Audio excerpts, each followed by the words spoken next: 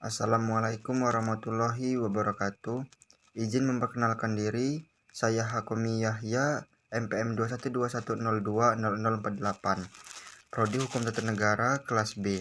Tujuan video ini dibuat untuk memenuhi tugas filsafat hukum Islam dosen pengampu Bapak Dr. Hervin Yogi Pradikta MHI.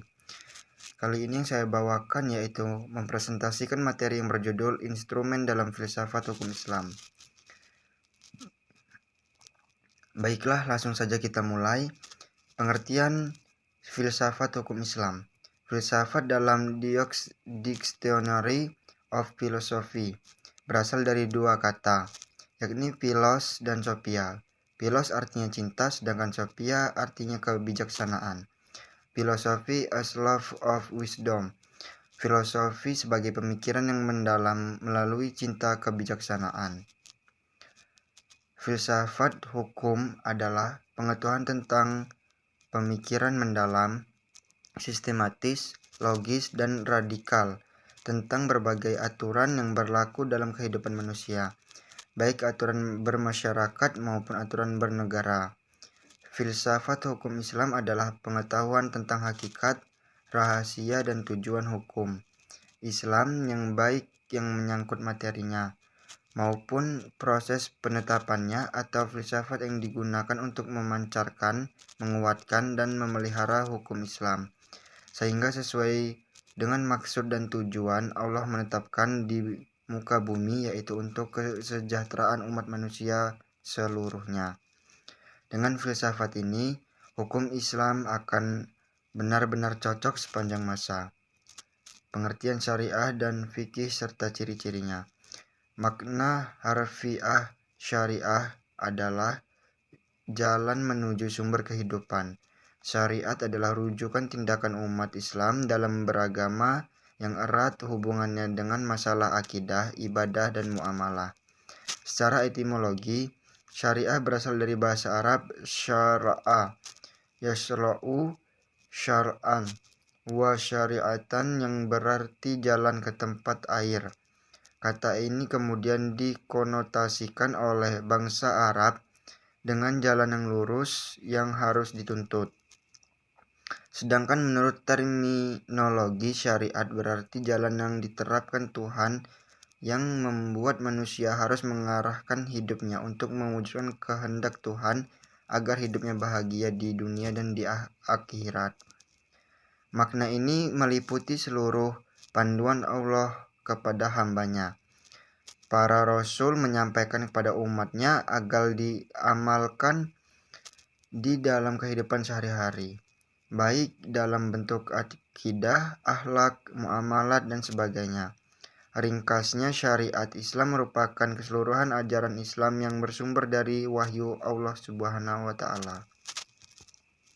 Yang selanjutnya itu ada ciri-ciri syariat berpusat pada asas-asas berikut: ketuhanan, Robbaniyah. Yang kedua ada universal, alamiah. Yang ketiga menyeluruh, syumul. Yang keempat ada asli dan abadi. Yang kelima mudah serta menghilangkan kesusahan. Yang keenam memelihara maslahat manusia. Yang ketujuh keseimbangan, tawazun. Yang kedelapan ada hubungan erat, talazum, dan akidah dan kehidupan. Pengertian fikih. Fikih artinya faham, sedangkan secara istilah fikih adalah pemahaman mendalam para ulama tentang hukum syar'ah yang bersifat amaliyah atau praktik yang digali dari dalil-dalil terperinci. Fikih diartikan sebagai ilmu yang mengkaji syariat.